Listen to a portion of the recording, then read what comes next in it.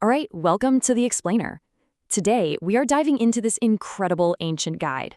Seriously, it's like a timeless, step-by-step manual for figuring out what's true for yourself. So it all kicks off with a huge question, one that's just as real for us today as it was millennia ago, right? You meet someone who claims to have all this profound wisdom. How in the world do you know if they're legit? Okay, so the text we're digging into, the Vīmaṁsakasutta, it gives us this awesome concept, the vīmaṁsaka. And listen, this isn't just some follower. No, this is an investigator. It's someone who flat out refuses to take claims at face value and instead insists on testing them through their own careful, direct examination. So you're probably wondering, how does this whole investigation actually work? Well, the method is surprisingly down to earth. You don't need to be a mind reader or have any special powers. The text says to investigate through kaku sotovingeya sudamesu, which basically means you use what you've got, your own eyes and ears. You just observe what's right there in front of you. All right, let's get into the nitty-gritty. Phase one of this whole process, it all begins by just watching, observing the teacher's external conduct, their most basic visible qualities. First up, the inquirer is on the lookout for any signs of what the text calls sankilita. Think of it as defiled or stained qualities. Are there actions or words you can see that are pretty clearly coming from a place of greed or hate or just plain old confusion? Then, the investigator checks for vīmaṁsā. This is all about looking for a mixture of qualities. Is the teacher kind of all over the place, inconsistent? Sometimes they seem really wise, and other times, not so much. This is about spotting that blend, that mix of good and not so good. And the third thing the inquirer looks for is vodhata. These are qualities that are just exceptionally pure, cleansed. The real goal here is to see if these pure states are not only there, but if they're the main thing you see, the consistent, dominant vibe.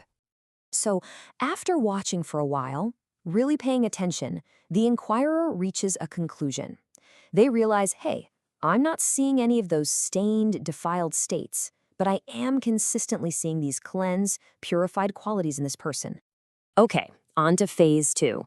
Look, finding purity is a great first step for sure, but a true vīmaṁsaka, a true investigator, doesn't stop there. They dig deeper. They start asking, okay, but is this purity built to last? Is it resilient? Yeah, the next big question is all about time. Is this whole pure and wholesome thing just an act, something they're putting on for show? Or is it a genuine, dyed-in-the-wool, long-term state of being? So the inquirer checks to see if the teacher's good qualities are diharatam, if they've been there for a long time. They really want to make sure this isn't just some new leaf they've turned over. They're looking for something that's deeply established. And then the investigation gets super relevant, especially for us today. How does the teacher handle fame? What about their reputation? The inquirer specifically starts looking for adinava, which means the dangers, the pitfalls, that can totally corrupt someone when they get famous. And what's the finding at the end of this phase? The investigator sees that even as this teacher's reputation grows, their conduct stays pure. They don't find any of those dangers.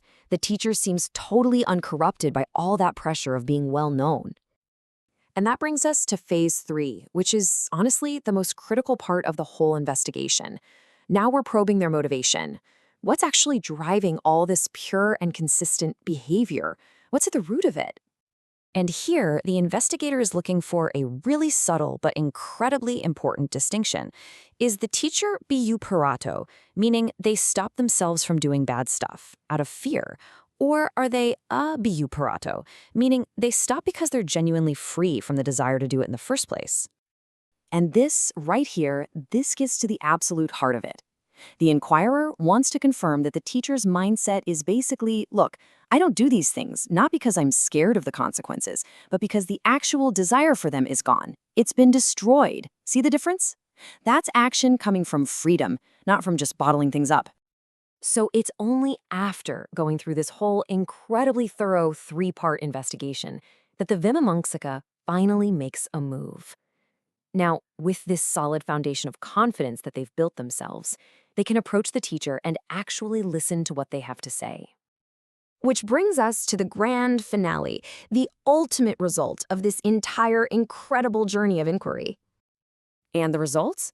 It's not blind faith, not at all. It's something the text calls akaravati saddha dasana mulika. It's just a beautiful phrase. It means a confidence that's based on reason. And this is the key part. It's rooted in seeing. It's a trust you've earned yourself for your own investigation. So this kind of confidence, it has some very specific qualities. It's built on reason. It's founded on your own direct experience. And because of that, it becomes firm, the text says, dalha, and unshakable. No one can just come along and talk you out of it. And what's maybe the most incredible part of all this? The text shows the Buddha himself giving this method a thumbs up. He's not asking for blind devotion. He's actually laying out a blueprint for critical thinking, saying this is the only real way to establish genuine trust. So this ancient guide leaves us with a pretty powerful question for our own lives, right? Forget about spiritual teachers for a second. What ideas, what beliefs, what big commitments in your life deserve this same kind of thorough, honest, personal investigation?